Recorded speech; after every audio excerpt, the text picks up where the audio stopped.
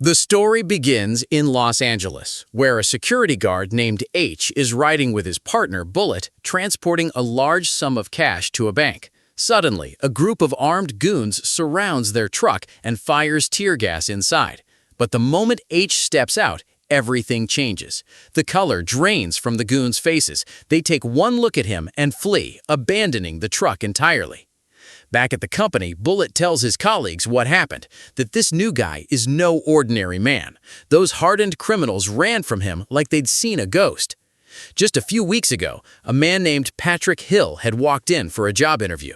This company specializes in high-value cash transport, securing large sums of money and moving them safely from one location to another. Terry, a senior executive at the firm, was immediately impressed with Patrick's resume. The man had a serious track record. But Terry wanted to make something clear. He told Patrick straight up, this job is far more dangerous than it looks. 5 months ago, one of their cash vans was headed out for a routine delivery when robbers intercepted it mid-route. The thieves had staged a fake road construction site, disguised themselves as workers, and blocked the van from all sides. They cut open the van door and threw a grenade inside. The driver and the security guard both died on the spot. By the time the smoke cleared, the money was gone. After laying all of this out, Terry asked Patrick one simple question: "Do you still want this job?" Patrick didn't blink and said yes. Right on cue, Bullet walked in. He told Patrick, "From this point on, your name is H. Nobody uses real names here. That's the rule." H's 60-hour intensive training began immediately. The minimum passing score to qualify was 70%. H took every test, but deliberately underperformed in each one, scoring just enough to pass. During the shooting test, every bullet hit the outermost ring of the target. During the driving test, he intentionally backed the truck into a stack of boxes at the very end. He scraped through with 71% and landed the job. Bullet then introduced H to the team, code sign Formula 1. The code names weren't just quirky, they were strategic. Nobody knows anyone's real identity, which means no enemy can find your weak spot. H was handed his weapons. The job had begun. Not long after, Dave and his partner John were preparing to move a large cash package. Bullet was supposed to go with them, but at the last second he swapped John out and took H instead. Dave tried to rattle H, told him this work gets people killed. H looked him calmly and said he'd manage. The three of them loaded up the truck and hit the road. During the drive, Dave casually dropped a bombshell. He mentioned that 5 months ago, the truck that got hit, that was supposed to be his run. He'd taken the day off. That leave saved his life. Otherwise, he wouldn't be sitting there today. H jumped on it. "Why did you take the day off?" Dave got visibly annoyed. He said the police had already asked him the same thing. The truth was simple. He'd had too much to drink the night before and couldn't make it in. H said nothing, but his suspicion was clear. Someone on the inside had tipped off those robbers.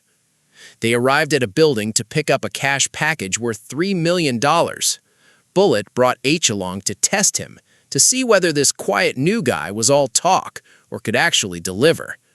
They retrieved the money without incident and returned safely to the depot, a facility with airtight security where every employee went through a strict check on entry. Once inside, the team headed to a break room to rest, but before going in, H stood and studied every employee's ID card with intense focus, like he was searching for a specific face. In the break room, everyone was talking about the same thing. H barely speaks, and there's something unsettling about him. One team member approached H and started asking questions about his past.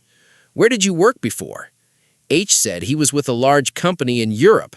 Then he shut the conversation down and told the man to leave. The interaction left a bad taste. After that, the entire team's suspicion about H deepened. The next day, H, Dave, and Bullet headed out to deliver a smaller amount. But the moment they reached the destination, robbers struck and grabbed Bullet as a hostage. They demanded the cash in the truck. Dave started shaking. His instinct was to follow company protocol, pull out and let Bullet fend for himself. But the kidnappers made it clear. Anyone who moves, Bullet dies. H steadied Dave. He told him there was no going back now. They had to face this head on, because Bullett's life was worth more than any amount of money. The kidnappers ordered Dave to bring all the cash outside and move it to a designated spot. A getaway car was already waiting, and a large truck pulled up from behind. They hauled Bullet out as a human shield, a clear warning that any wrong move would be his last.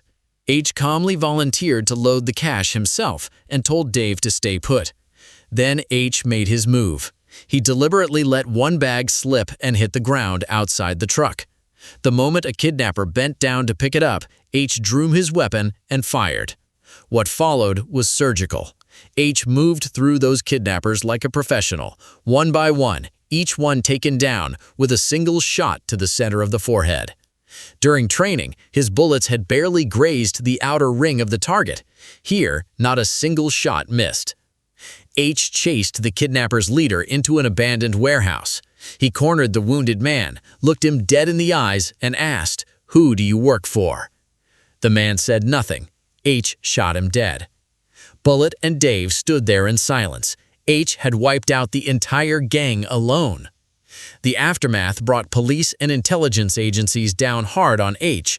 They didn't buy the security guard story. A man who neutralizes an entire armed crew that efficiently has to be something else entirely.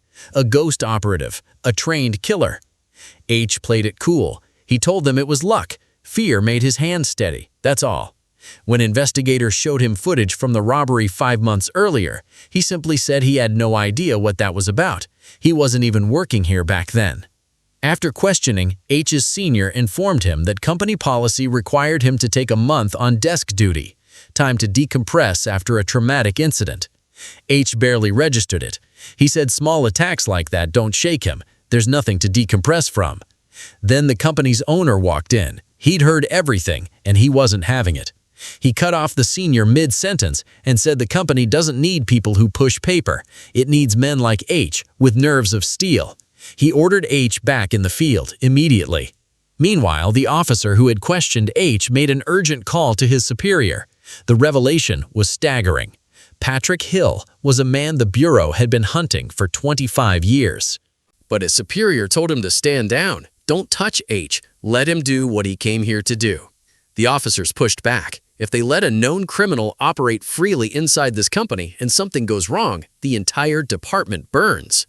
The superior shut it down. H isn't here for the money. Let him run. Around the same time, a woman came to meet H and handed him a file, complete employee data for the company, along with a post-mortem report. H studied every page carefully. One name stood out: Diana, a security guard. H broke into Diana's home and pressed her at gunpoint. He noticed a significant amount of cash in the apartment and demanded an explanation. Diana broke down and confessed. She had stolen it from a liquor store, planning to use it after retirement. She swore it was the first and only time she had ever done something like that. H gave her a hard warning. If she was holding anything back, now was the time to talk, because if he found out later, the consequences would be severe. Diana denied knowing anything further. H gave her one last warning and walked out. Now the story cuts back, 5 months earlier. H is driving somewhere with his young son, Dougie. His phone rings. It's Mike, the same man who had tried to rob a cash truck months back and bolted the moment he saw H. Mike needed H to track the route of a Firtico company truck. He'd originally sent someone else for the job, but that person was in an accident, so now it was H's assignment. H drove with his son to Firtico's depot. He left Dougie in the car, stepped out under the pretense of grabbing food, and positioned himself to watch the truck. His only job, tell Mike whether the truck exits via the right or left route.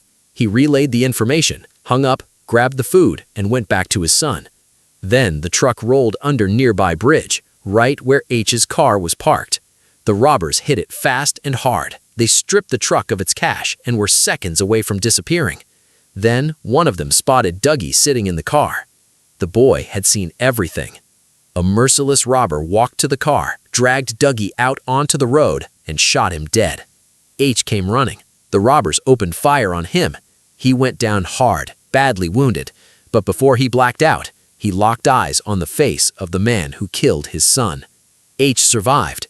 His son didn't. H's wife blamed him entirely. And when the full truth came out, it revealed something darker. H wasn't just a bystander. He was the leader of a major criminal organization.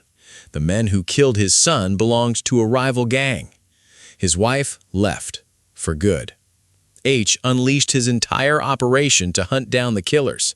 His men tore through every gang in the city, big and small, trying to surface the real culprits.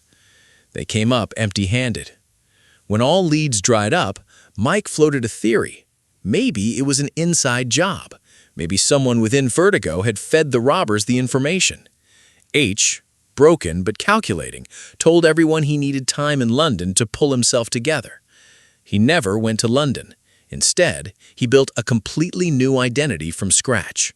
The name he chose? Patrick Hill. He also pulled his son's post-mortem report. Every detail of that day had to be accounted for. On the other side of the story, we learn about a gang of ex-military men who had crossed over into crime. Their leader is Jackson, and among his crew is the man named Jane, the one who shot Dougie dead. This gang had been building toward a massive score, and their target was Vertigo. A contact on the inside had tipped them off. A truck loaded with millions was going out that day. It was the same day H lost his son. 5 months after that tragedy, Jackson pulled his full crew together for a new operation. The target? $50 million from Vertigo on Black Friday, the one day of the year when the company holds the most cash on hand. A few days later, while H and Bullet were driving back to the depot with a cash load, Bullet made his confession. He told H the truth. He was the mole. He had been feeding Jackson's gang inside information for months, all building toward this one final heist. Now he wanted H in on it.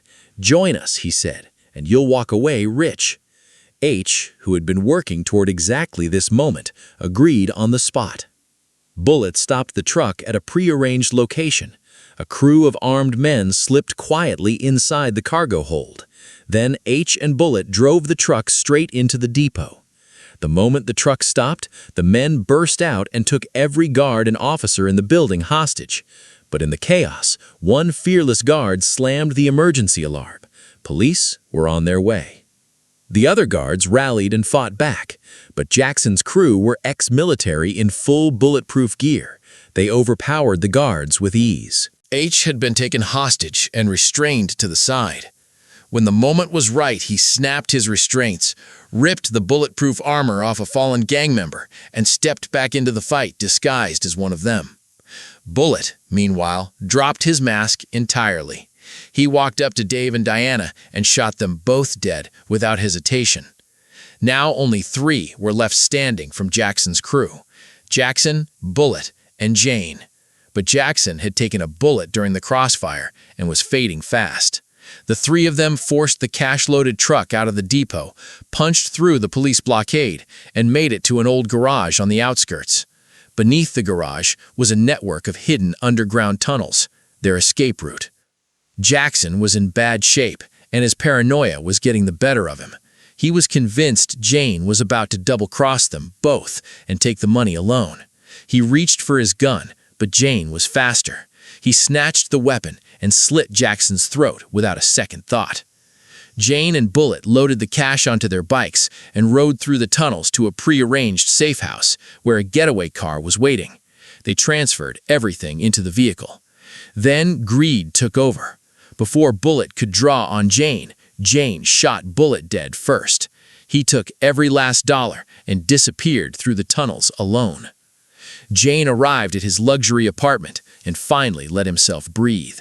He stepped out of the shower and heard a phone ringing. It was coming from somewhere inside the stacks of cash-filled bags. He answered it. H was on the other end, standing right outside. It had all been a calculated trap. H had planted the phone to pinpoint Jane's exact location. H looked at him and said, "The boy you killed under that bridge was my son."